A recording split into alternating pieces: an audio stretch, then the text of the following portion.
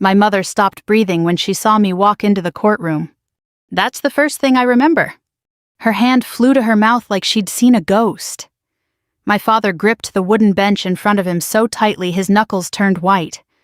The sound of my shoes on the floor-polished navy dress shoes echoed through the quiet room.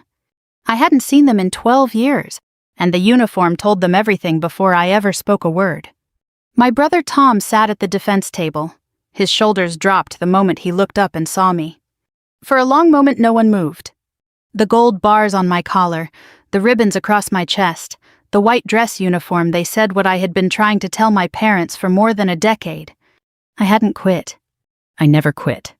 And the lie that took 12 years of my life was about to fall apart.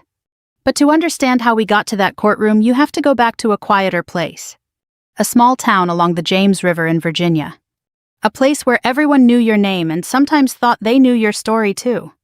I grew up in a town called Hopewell, about 30 minutes outside Richmond. It was the kind of place where the same families had lived on the same streets for generations.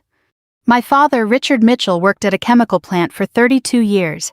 He left the house before sunrise most mornings with a thermos of coffee and a lunchbox my mother packed the night before. My mother, Diane, volunteered at our church and ran the household like a well-oiled machine. Dinner was always at 6. Sunday meant church at 9:30. And the American flag on our porch was replaced every year on Memorial Day. Patriotism wasn't loud in our house. It was just expected. My brother Tom was 3 years older than me, and growing up he was everything a small town admired. Quarterback on the high school football team. Tall, confident, the kind of smile that made people trust him right away. Teachers liked him. Neighbors bragged about him. My parents were proud of him. I was different. I wasn't shy exactly, but I wasn't loud either. I liked structure, routine, getting things right. While Tom was out at bonfires and football games, I was the one waking up early to run before school. By the time I turned 18, I knew exactly what I wanted. I wanted the Navy. Not because I hated our town, but because I wanted something bigger than it.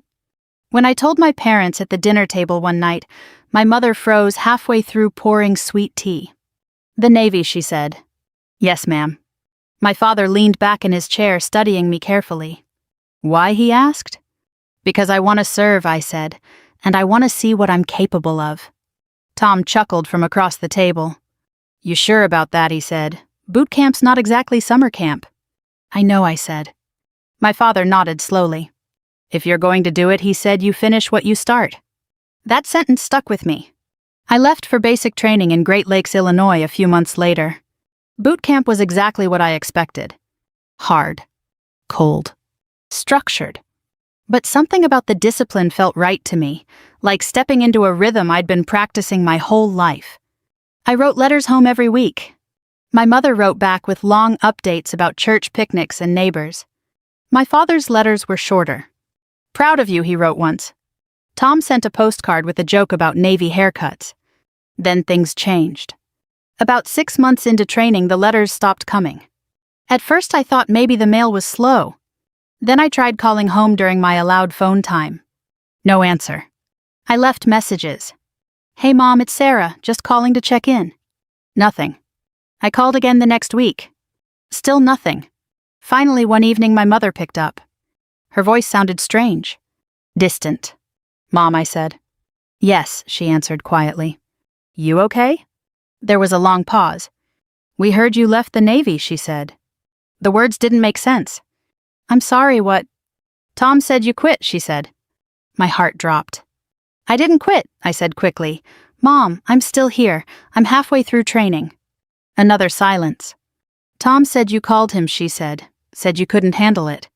"That's not true." "Well," she said softly, "he wouldn't make something like that up." I felt like the air had been knocked out of my lungs. "Mom," I said slowly, "please listen to me. I didn't quit." She didn't answer. Instead, she said something that stayed with me for years. "Your father's very disappointed." The call ended soon after. I stood there holding the phone, staring at the gray wall of the barracks. I thought if I could just come home and explain, everything would be fine. People misunderstand things sometimes. Families talk it through. That's what I believed back then. A few months later, I got leave. I drove 8 hours straight from base back to Hopewell. The house looked exactly the same. White siding. Blue shutters. The same American flag on the porch. I walked up the steps and knocked. My mother opened the door halfway. She looked older somehow. "Mom," I said. She glanced behind her into the house. "Your father doesn't want to argue," she said. "I'm not here to argue." Tom told us what happened. "That's the problem," I said quietly. My father appeared behind her in the hallway. His face was hard. "You couldn't finish it," he said. "I did finish," I said. "Tom said they let you go." "That's a lie." The word hung in the air. My father shook his head slowly. "We raised you better than that," he said. "I'm not lying." But something had already shifted in his mind. Something pride wouldn't let him question. "We need time," my mother said. And then she closed the door. Not angrily. Just firmly. Like closing a chapter. I stood on that porch for a long time before I finally walked back to my car. I told myself they'd come around once the truth came out. But sometimes lies grow roots. And sometimes families believe the wrong person. That night I drove back to base alone. And without realizing it, I started a life that would take 12 years to bring me back to that courtroom. After that night on the porch in Hopewell, something inside me changed. Not all at once. It wasn't dramatic like you see in movies, it was quieter than that. It was the kind of change that happens when you realize the people you thought would always stand beside you have already stepped away. I drove 8 hours back to base with the radio off, just the sound of tires on the highway and my own thoughts filling the car. For the first few months, I kept believing the same thing over and over. They'll call. Once Tom admits the truth, they'll call. Once someone from town sees me in uniform, they'll call. Once my parents realize the Navy didn't just let people quit without paperwork, they'll call. But the call never came. So I did what the Navy teaches you to do when life gets complicated. You focus on the mission. You wake up early. You do your job. And you move forward. My first real assignment was aboard a logistics support ship out of Norfolk. Nothing glamorous. Long hours, long deployments, a lot of paperwork and coordination most people never hear about. But the Navy runs on those details. Fuel shipments. Equipment transfers. Scheduling. If one small thing goes wrong, the whole system feels it. I learned quickly that discipline mattered more than personality out there. You didn't have to be loud. You just had to be reliable. And I was. Within a few years, I had earned a reputation for staying calm when things got messy. "Mitchell doesn't panic," one of my commanders once said during a briefing. I took that as a compliment. Because panic doesn't solve problems. Steady work does. Still, every December the quiet ache came back. Christmas had always been a big deal in our house growing up. My mother baked 3 different kinds of pies. My father hung lights on the porch railing every year, even when the weather was miserable. Tom and I used to argue about which Christmas movie we'd watch first. So that first December after the door closed, I sent a Christmas card. Just a simple one. "Love you, thinking of you." No response. The next year I sent another. Still nothing. The third year the card came back in the mail. Stamped return to sender. That one hurt more than the silence. But I didn't stop sending them. Something in me refused to let the door close completely even if they had already locked it. About 5 years into my career, something else happened. Something good. I met Michael. Michael Turner was a Navy pilot who had been flying helicopters for nearly a decade when we crossed paths during a joint logistics operation. He was the kind of man you noticed immediately, not because he was loud, but because he listened carefully before speaking. The first real conversation we had happened in a base cafeteria. I was staring at a cup of coffee like it had personally offended me. Michael sat down across from me. "You look like someone just canceled Christmas," he said. I laughed despite myself. "Just a long week," I said. That was how it started. Michael never pried about my family in the beginning. He simply accepted the parts of my life I was willing to share. We went on quiet dinners. Long walks near the harbor. He understood the strange rhythm of military life better than anyone outside it ever could. Deployments. Long stretches apart. The constant uncertainty. 3 years later, we got married at a small chapel near the base. Nothing fancy. A few close friends. Some fellow officers. I mailed an invitation to Hopewell. Just in case. No one came. But the ceremony still felt right. Michael held my hand and whispered something during the vows that I never forgot. You don't have to carry everything alone anymore. And for the first time in years, I believed that might be true. 2 years later, our daughter Emily was born. If you've ever held a newborn child, you know how strange and powerful that moment is. You look at this tiny person and suddenly the whole world rearranges itself. Emily had Michael's eyes and my stubbornness. She also had grandparents she had never met. I sent another letter to Hopewell. Inside the envelope was a photograph of Emily wrapped in a little yellow blanket. I wrote, "You have a granddaughter." I waited weeks for a response. None came. Eventually, life kept moving. Emily grew. Michael and I balanced deployments with parenting schedules. The Navy continued testing me in ways I never expected. There were storms at sea, late-night emergencies, command decisions that carried real weight. But through it all, I stayed. I finished what I started. By my 10th year in service, I had earned a promotion to lieutenant commander. The ceremony took place on a warm spring morning at the Norfolk base. Michael stood beside me. Emily, now 6 years old, sat in the front row swinging her feet happily. The promotion pins felt heavier than I expected when they were placed on my collar. Heavy in a good way. A reminder of every long night and hard decision that had brought me there. After the ceremony, Michael hugged me. Emily ran up and saluted me in a very serious 6-year-old way. "Good job, Mom," she said. I laughed and lifted her into my arms. But later that evening, after everyone else had gone home, I sat alone on our back porch. For a moment, I imagined my parents sitting in the audience. My father pretending he wasn't emotional. My mother taking pictures. They had missed it. Just like they had missed everything else. Not because I failed, but because someone they trusted told them I had. 2 years later, something happened that changed everything again. I was in my office reviewing routine logistics reports when an internal case file landed on my desk. At first, it looked like any other disciplinary review. Then I saw the name. Thomas Mitchell. My brother. The file detailed falsified supply documentation during a transport operation. It wasn't a small mistake. It was the kind of mistake that triggered a full investigation. And eventually, a court-martial hearing. I sat there staring at the screen for a long time. 12 years had passed since I stood on that porch in Hopewell. 12 years since my parents closed the door. And now the Navy, the same Navy my brother said I quit, was bringing our lives back together in a way none of us expected. I didn't feel anger. Just a strange sense of inevitability. Like the truth had been waiting patiently all this time. And now it was finally ready to speak. When I first saw Tom's name on that case file, I thought it had to be a coincidence. Mitchell isn't exactly a rare name. There were 3 of us on base alone. For a few seconds, I told myself it could be anyone. Then I opened the report. Rank Petty Officer, 1st Class Station, Naval Supply Unit. Norfolk Investigation Type Falsified Logistics Documentation. My stomach tightened. It was him. My older brother. The same brother who had told my parents I couldn't handle Navy life. The same brother whose lie had erased me from my own family. For a long moment, I just sat there staring at the words on the screen. 12 years of distance suddenly felt very small. Because in the Navy, the world can shrink fast. Ships cross paths. Commands overlap. Records travel farther than people realize. And sometimes the past comes back wearing a uniform. Tom had joined the Navy about 5 years after I did. I didn't know that at the time. In fact, I didn't know anything about his life during those years. Hopewell might as well have been another country. But the investigation file told the story clearly enough. Tom had enlisted at 28. Older than most recruits. He had done well at first, strong evaluations, good leadership scores.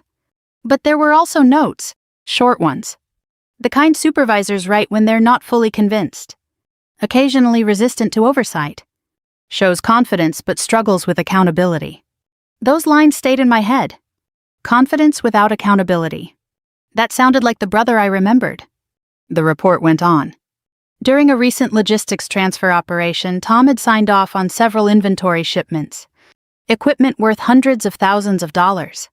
The paperwork said everything had been properly verified. But an audit discovered discrepancies.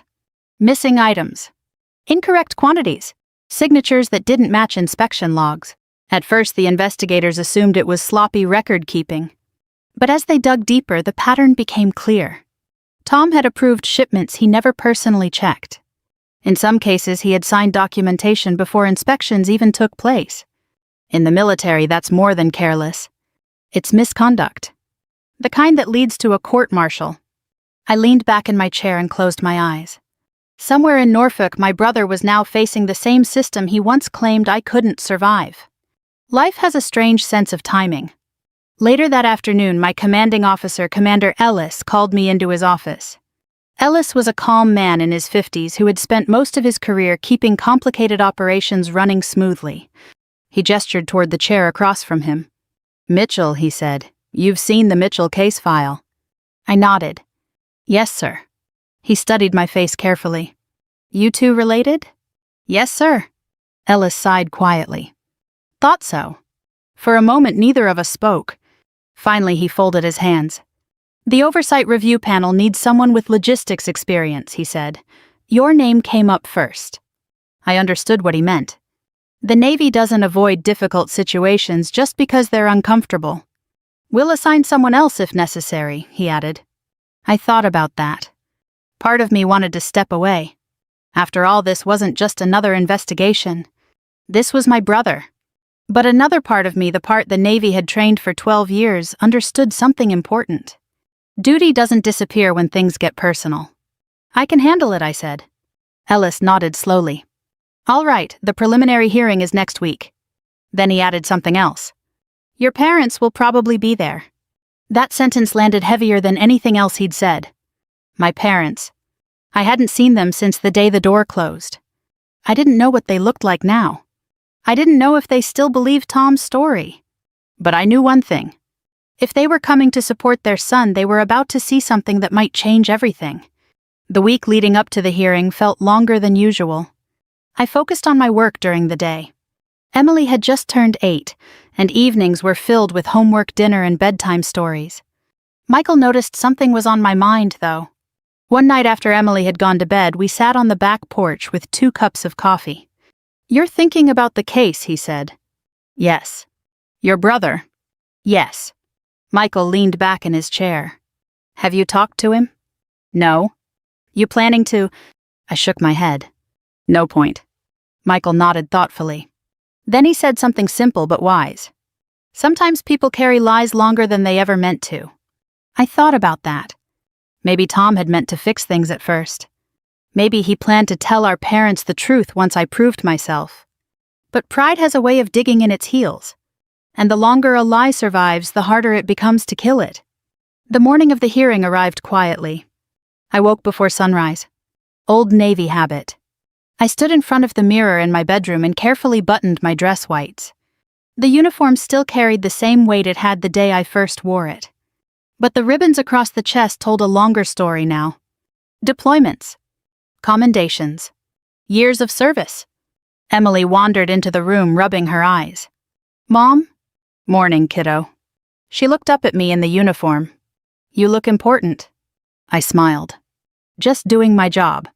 She gave me a quick hug before heading toward the kitchen. Michael stepped into the doorway. "You ready?" he asked. I took a slow breath. As I'll ever be. The military courtroom on base isn't large. It's formal but simple. Wooden benches, a raised platform for the judge, American flag standing in the corner. When I stepped through the doors that morning, I didn't immediately look toward the audience. I walked to the front first. The sound of my shoes against the floor echoed softly. Then slowly I turned. There they were. My parents. Older now. My father's hair almost completely gray. My mother smaller than I remembered. They hadn't noticed me yet. Their attention was fixed on the defense table. On Tom. My brother looked tired. Older, too. The confident golden boy from Hopewell was harder to recognize now. Then the bailiff announced the start of proceedings. People shifted in their seats. And that's when my mother looked up. Our eyes met. Her hand flew to her mouth. My father turned next. His body went completely still. And in that moment, before a single word of testimony was spoken, the truth had already begun to speak for itself. Because the daughter they believed had quit the Navy, had just walked into the courtroom wearing 12 years of proof. For a moment, the entire courtroom seemed to forget how to breathe. My mother's eyes were wide, fixed on the uniform I was wearing, like it might vanish if she blinked. My father leaned forward slowly, squinting as if he didn't trust what he was seeing. I stood there at the front of the room, my hands resting calmly at my sides. 12 years had passed since they shut the door in Hopewell. 12 years since my father said he raised me better than to lie. And now, without a single word spoken between us, the truth had already begun to settle into the room. The bailiff cleared his throat. "All rise." The judge entered, and the quiet formality of the Navy's legal system took over. Chairs scraped lightly against the floor as everyone sat again. Papers shifted. A few quiet whispers floated across the benches before fading away. I took my seat at the oversight table. From where I sat, I could see Tom clearly. He had always been broad-shouldered growing up, but now something about him looked smaller. The confidence he used to carry like armor seemed thinner somehow. His eyes flicked toward me once. Then they dropped quickly back to the table. The prosecutor began outlining the charges. Failure to properly verify inventory shipments. Signing off on inspection documentation without conducting the required checks. Falsifying logistical confirmation records. The language was precise, calm, clinical. The Navy doesn't shout accusations. It presents facts. And facts have a way of cutting through noise. While testimony began, I felt my parents' eyes drifting toward me again and again.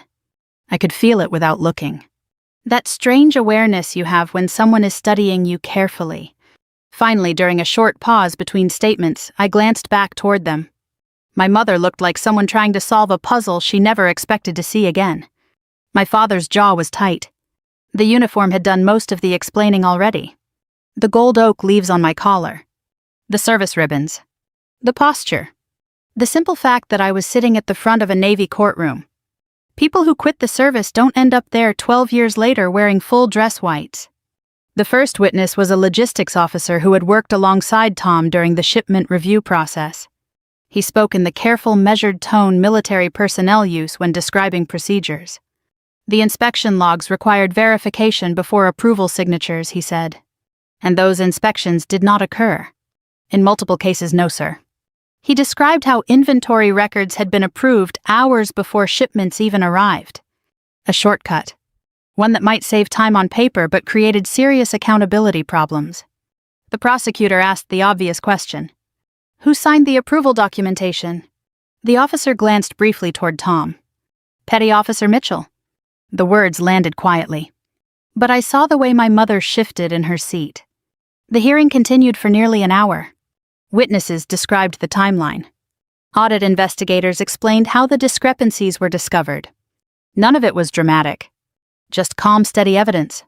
But something else was happening beneath the formal process. Every few minutes my parents would glance toward me again. Studying the uniform. The posture. The officer's chair. My mother leaned toward my father once and whispered something. I couldn't hear the words, but I could see the question in her eyes. If she quit, how is she here? Eventually, the judge called a brief recess. The room relaxed slightly as people stood and stretched their legs. I remained seated for a moment, organizing the documents in front of me. When I finally looked up, my parents were standing only a few feet away. Neither of them spoke right away. Up close, the years were even more visible. My father's shoulders had rounded a little. My mother's hands trembled slightly as she clasped her purse. For a long moment, we simply looked at each other. Then my mother spoke. Sarah. It sounded less like a question and more like disbelief. Yes, Mom. Her voice shook. You're still in the Navy? Yes, ma'am. My father's eyes moved slowly across the uniform. The insignia. The ribbons. The collar bars. His voice came out lower than I remembered. What rank is that? Lieutenant Commander. He absorbed that silently. Behind them, I noticed Tom watching from across the hallway. His expression wasn't anger.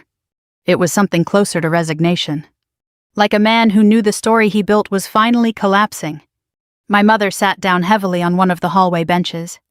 12 years, she whispered. I didn't respond. There wasn't much to say about 12 years. My father finally looked directly at me. You never quit, he said quietly. No, sir. His eyes closed briefly. For a man who had spent his entire life believing in discipline and accountability, the realization must have landed hard. "You said he was lying," he murmured. "I did." My mother wiped her eyes. "Tom told us you couldn't finish training," she said. "He said you were embarrassed and didn't want anyone to know." "I finished," I said calmly. "Yes," my father said softly, "I can see that." The bailiff called everyone back inside. The hearing resumed.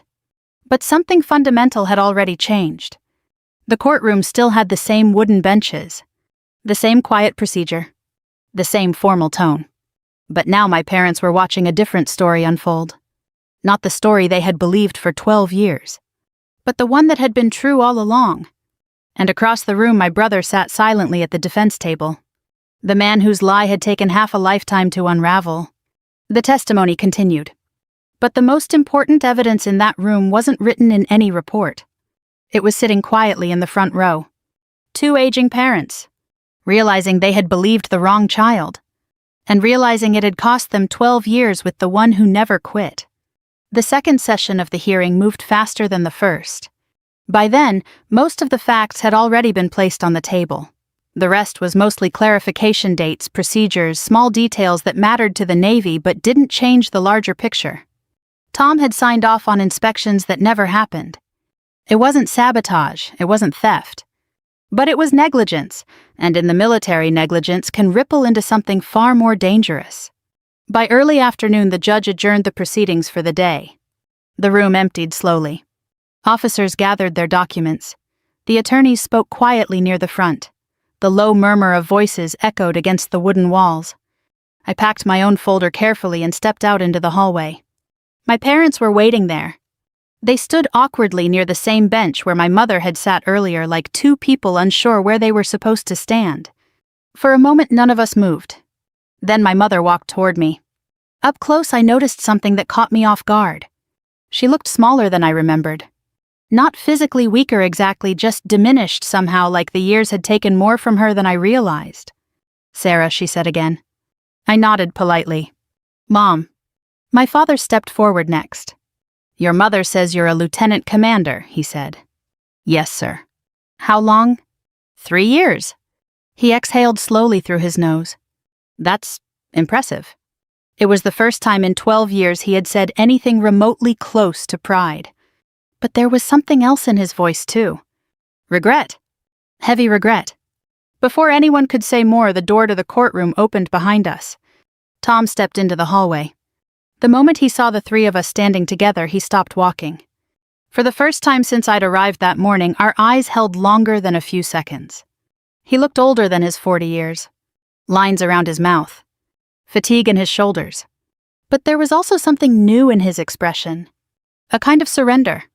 My father turned slowly toward him. "Tom," he said. My brother walked closer, his footsteps slow. None of us spoke for a few seconds. Finally, my father asked the question that had been sitting in the air all day. "Why?" Tom didn't pretend to misunderstand. His eyes moved briefly toward me, then back to our parents. "I didn't think it would go this far," he said quietly. My mother frowned. "What does that mean?" Tom rubbed the back of his neck, the same nervous habit he had when we were kids. "When Sarah left for boot camp, he said you two started talking about her all the time." My father blinked. "We were proud of her." "I know," Tom said. "That was the problem." The words hung in the hallway like smoke. Tom shifted his weight. "Everyone in town kept asking about her," he continued, "how she was doing, what she was accomplishing." He looked at the floor. "And nobody was asking about me anymore." I felt something twist in my chest.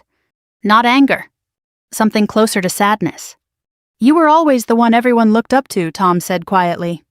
"Football, friends, everything came easy for you." Tom shook his head slowly.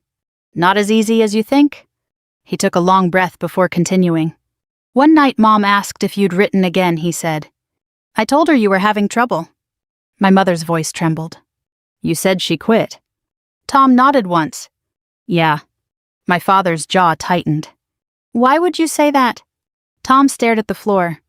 "Because it was easier than saying she was doing better than I was." The honesty in that moment was brutal. Years of silence suddenly made terrible sense. "You could have told us the truth," my mother whispered. "I meant to," Tom said. "When?" "Later." but later kept getting farther away. My father stepped forward slowly. 12 years, Tom? Tom's eyes finally lifted. I know. The hallway went quiet. A couple of officers passed by, glancing curiously at the small family standoff unfolding beside the wall. My mother sank down onto the bench again. Her voice cracked. All those Christmas cards. I froze. You got them. My father nodded slowly. Everyone. I had always assumed they were returned unopened. But now the truth shifted again. You kept them? My father looked embarrassed. I didn't know what to do with them. Why didn't you answer? He looked away. Because if I answered, I would have had to admit I might have been wrong. There it was. Not cruelty. Not indifference. Pride. The same pride that had built our family and quietly fractured it. My mother wiped her eyes. We missed everything she said. Your wedding. Your promotions. Our granddaughter. Her voice softened on that last word. I thought of Emily at home doing homework at the kitchen table. The child my parents had never met. I could see the realization spreading across their faces. Not just the lie, but the years it had stolen. Finally, my father spoke again. I should have called the Navy, he said. Asked questions. Yes, I said gently. You should have. Tom leaned back against the wall. I'm sorry, he said quietly. It wasn't dramatic. No speeches. Just a tired man acknowledging the damage he'd done. I studied him for a moment. Then I nodded. I believe you. My mother looked up. That's it, she asked softly. I shrugged. What else is there? 12 years of silence can't be erased in a hallway. But at least now the truth had finally stepped into the open. And sometimes that's where healing begins. The court-martial resumed the next morning. I arrived early the way the Navy had trained me to do for nearly every important moment in my career. The courtroom was still empty when I stepped inside. Sunlight filtered through the tall windows and stretched across the polished wooden floor. For a few quiet minutes I stood there alone. The same room that had revealed 12 years of truth now waited to decide my brother's future. I didn't feel satisfaction. If anything, I felt something closer to heaviness. Because justice, when it involves family, never feels as clean as people imagine.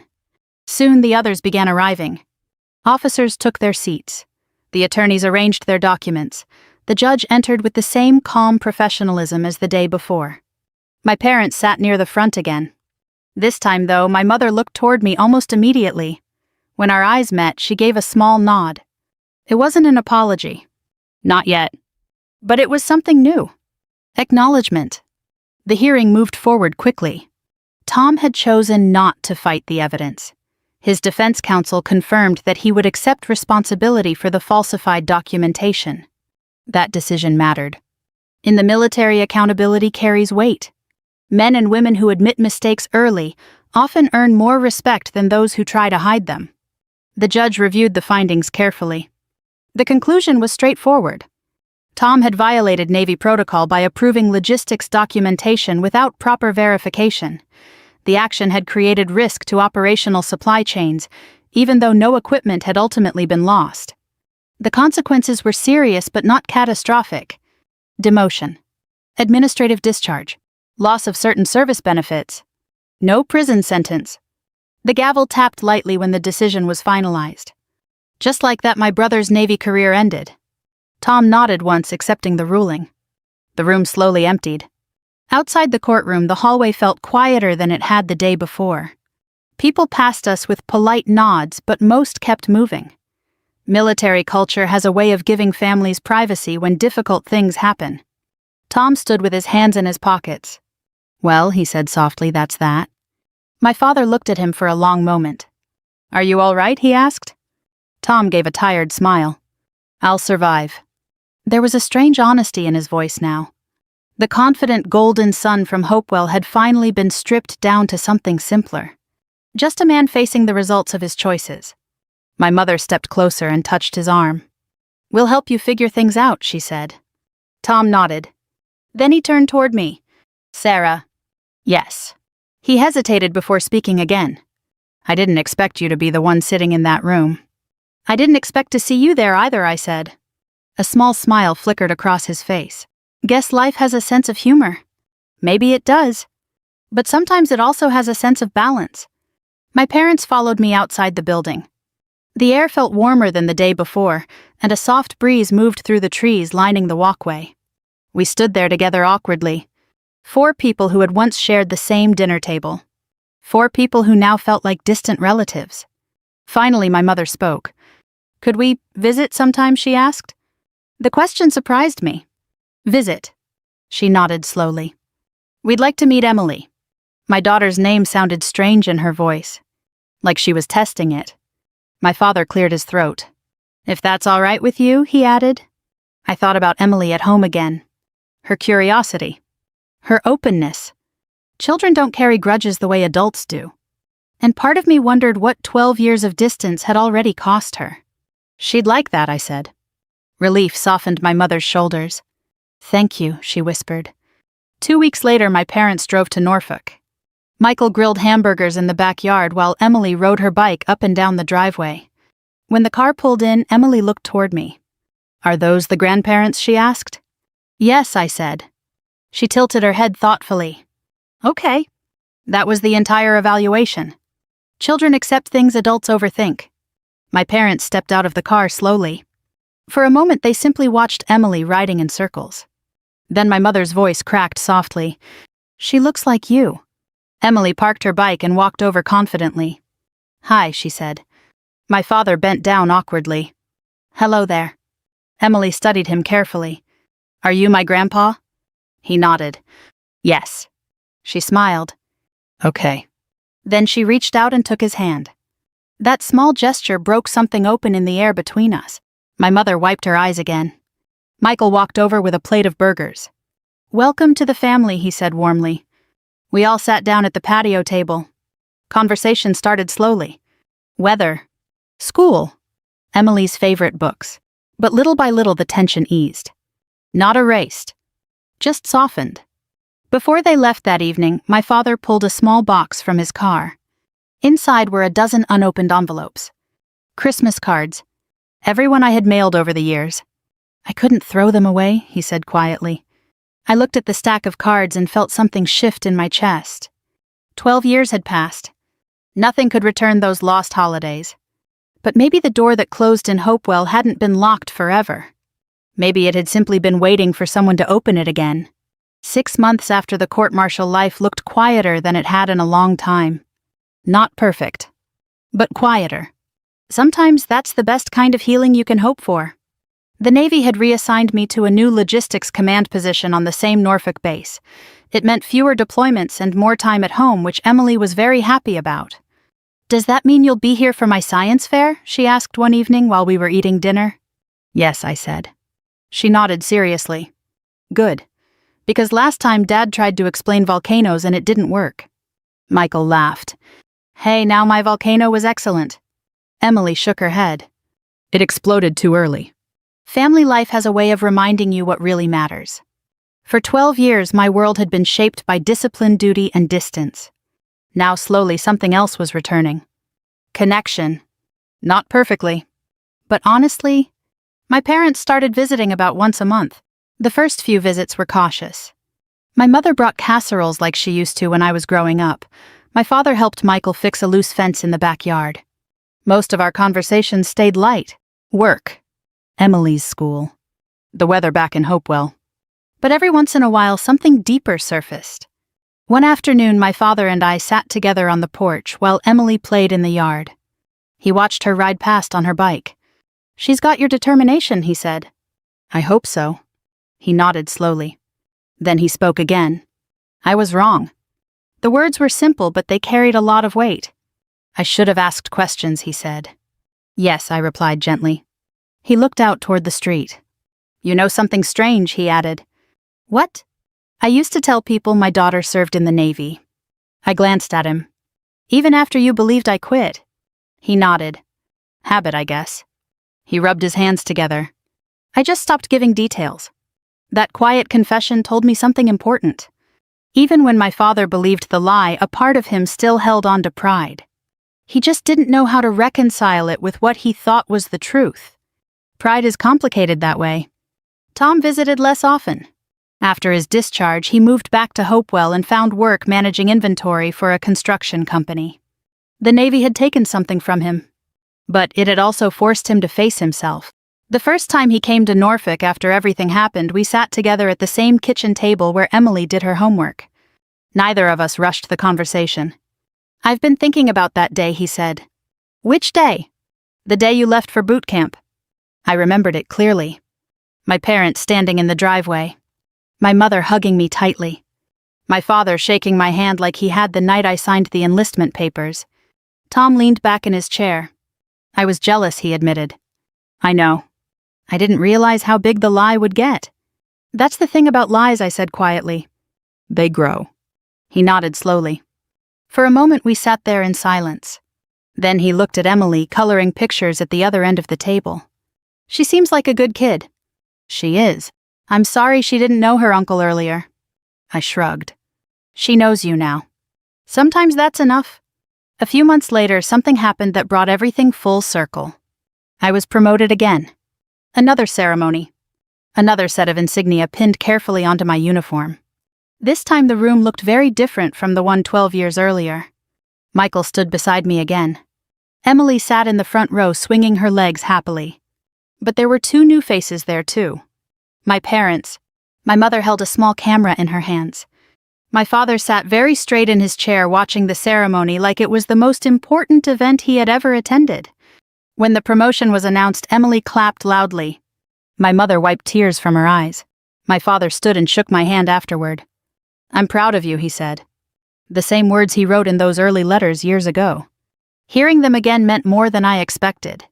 Later that evening, after the guests had left, I stood alone on the porch outside our house. The air was cool, and the quiet neighborhood reminded me a little of Hopewell. Emily's laughter drifted from inside. Michael was helping her build another science project. I thought about the path that brought us here. A lie. A closed door. 12 years of silence. And one courtroom where the truth finally stepped forward. People sometimes ask me if I'm angry about those lost years. The honest answer is no. Anger is heavy. And I carried enough weight during those 12 years already. What I learned instead is something simpler. Families don't always break because people stop caring. Sometimes they break because people are too proud to ask one more question. Too proud to admit they might be wrong. If my father had made one phone call. If my mother had asked the Navy for confirmation. If Tom had found the courage to tell the truth earlier. Our story might have been very different. But life rarely gives us perfect timing. What it gives us is opportunity. Opportunity to tell the truth. Opportunity to forgive. Opportunity to open doors that once closed. Before I went back inside that night, I looked up at the flag hanging beside our porch. The same kind my father had replaced every Memorial Day when I was growing up. And I thought about something I wish more families remembered. A lie can close a door for years, but the truth, if people are brave enough to face it, can still open it again.